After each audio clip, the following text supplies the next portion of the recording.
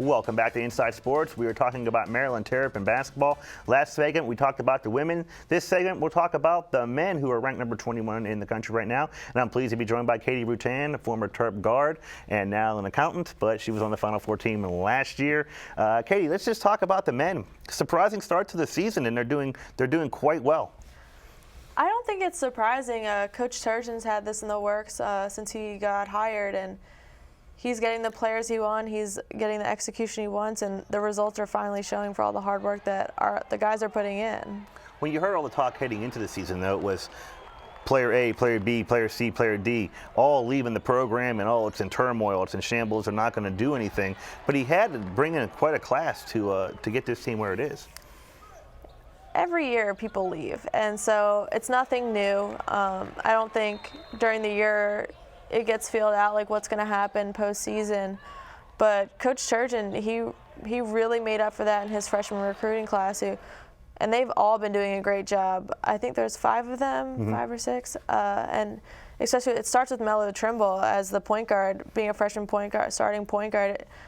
It's where the tone is of the team, and the team's already trusted with him. And I've watched the game against Arizona State, I believe, and he went off, and he wasn't playing like a freshman, and I think that's mainly due to, Melo Trimble and his abilities, but helping with Coach Turgeon and his staff, just like forming the team together. Melo Trimble from right here in Prince George's County, if you guys didn't know that. He's from Upper Marlboro, and he stepped right in. And what Turgeon lacked in the last couple of years was really a true point guard, someone who wanted to distribute the ball. So he finally has that. And he also has, for all the guys that left, 3 really talented guys who really stayed in Des Wells, Jake Lehman, and Evan Smotrich. And those guys are kind of being the team leaders, getting the freshmen acclimated to the game.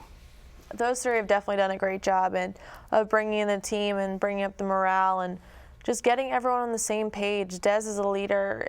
He's been great. He's been vocal since day one, and there's nothing you can say about Des that's bad.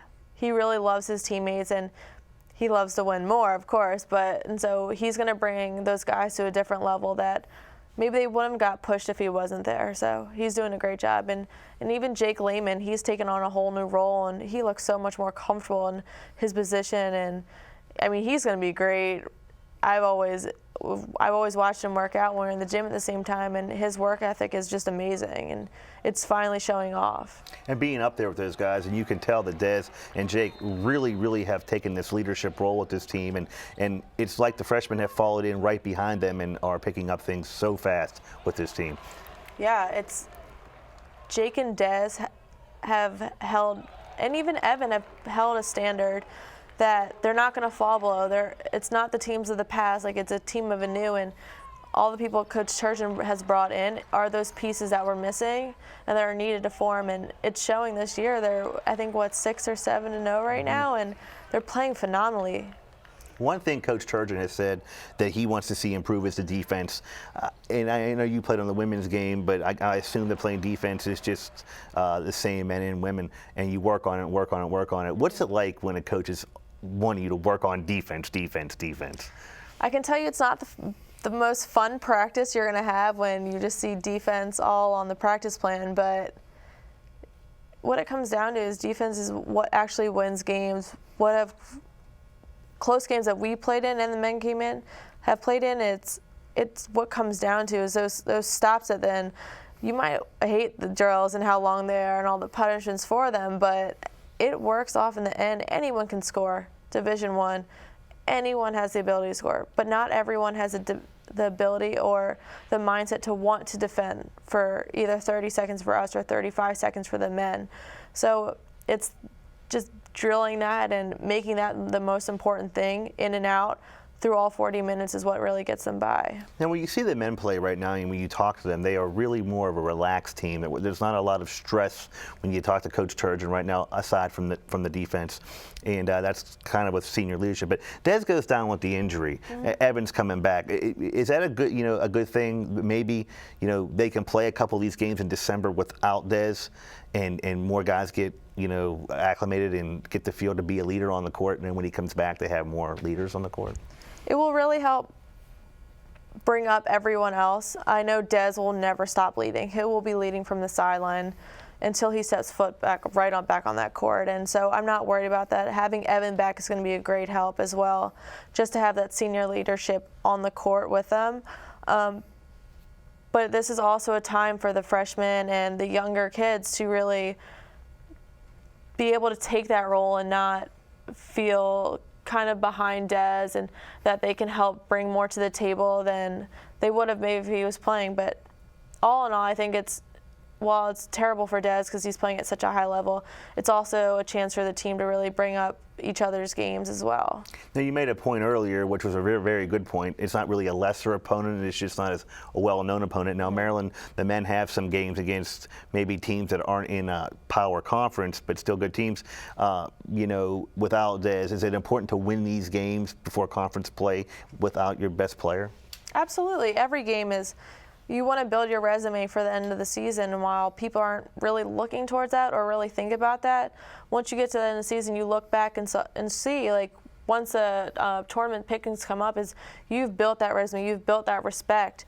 And so I think the men will do that. They're not going to let one thing tear what they've built up so far down, and I think they're going to be fine, and they're not even going to think twice about it.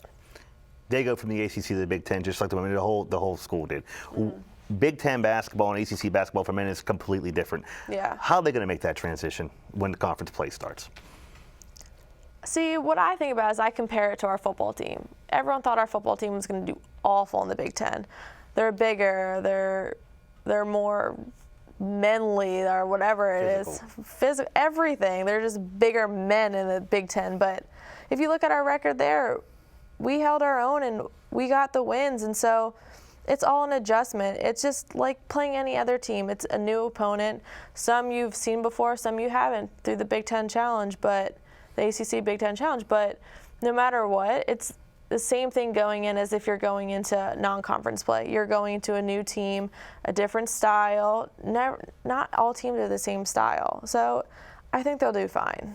Now, how important is it as a fan to look at the ticker and you see Maryland ranked in men's basketball? How important is that for the program right now? It's been a long time coming. I saw an article. It hasn't been for a couple of years now, and I would just remember watching Grievous and Eric Hayes on TV and just watching him and just seeing the crowd, the atmosphere on the Maryland court when it'd be at home games, and it was outstanding. They have won the biggest games, and they've won big games through the past couple of years, but to finally be recognized and building this program right back up for where Gary Williams had left it off in its prime, it's so fun to see, and it's great for the student body as well. Now, before we move on to another topic, I wanted to get your opinion, get your prediction. What do you think the men are going to do this year in the Big Ten, and do they make the NCAA tournament? I think they're going to do well. Big Ten has some really good teams, so it's going to be a challenge. Nothing's going to be easy, but I think they're going to hold their own. And I feel it for Terps this year. I do think they're going to make the NCAA tournament. Well, that's great. Now, I feel the same way, and I hope they do because, like I said, he's putting together something special there. Now, I wanted to get to another topic, and that's injuries, and we talked about it a little bit. Des is hurt, Evan was hurt, and you were talking about the ACL problem, the concussion problem. What do you attribute that to with all the injuries, the rash of injuries, not even in the college level, but the pro level and the high school level? A lot of players getting hurt these days. I don't know what it is, because it's not just like it's uniformly across one sport. It's basketball, football, soccer, everything. And some people say it's the body type. Are your quads, for ACLs, are your quads strong enough? Like, are you getting enough this, that? Are you stretching enough? So there's not one thing that pinpoints. And even people have talked about shoes. How stable are these shoes?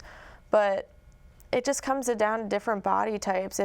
If you're prone to have something happen, it might just happen, or it could just be bad luck. But I think what our Megan, our trainer, did was just so well with us is when we had those 3 people go down with ACLs in the span of a month, we started ACL prevention just to strengthen our quads around our knees and everything. So if that would happen, like, it wouldn't be as bad, or it would prevent it. So, you don't want to see anyone go down, and it just, in sports today, it's getting so bad. And you would think with the higher technology we have in our shoes and what they do with the court these days, it would compensate for that, but in the end, it's not working yet. And you see a lot of odd injuries, like Carson Palmer stepping up in the pocket and he blows his ACL. A couple guys were celebrating sacks and they blow their ACL, and it just was like, did we see these kind of injuries even like 5 years ago? And I can't remember seeing them.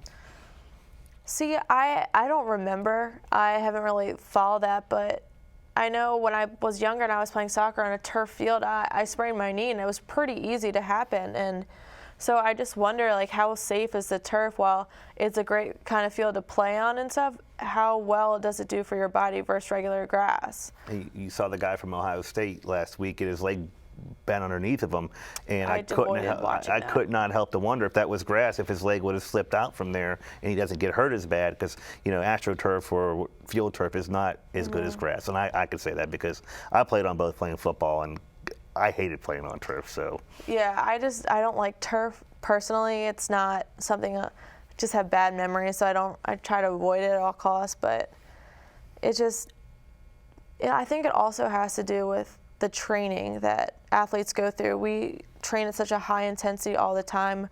Our bodies do need breaks, and while ice baths and all the recovery stuff does help, your body's telling you maybe it hit that limit, maybe it didn't get enough rest, maybe you need to do more. And so I think it's just our body telling us you need to step back. And there's also an injury that you can't prevent, and that's a concussion. You've had them, I've had them. Yeah. Back when I played football, the protocol is a lot different. How do you feel? My head's hurting. 5 minutes later, how you feel? Oh, I feel a little better. Okay, you can go back in. That was what the test was. Now it's a little different. As a college athlete, recently talk about what the difference is now. I mean, sometimes you don't know. Sometimes it's so minor you don't really think about it if it's a concussion. But if our trainer knows it's a little more serious than we think, they'll take us back. I know in preseason we do a test on the computer to just all a bunch of tests so we can see like where our head's at when it's like clear, and then we go back to if we have a concussion or thought to have one, and if we don't pass it, we can't play, and so you can't play until you pass, and you can only take it once a day, so you have to wait 24 hours. But I mean, it's not fun. I think it's more monitored now.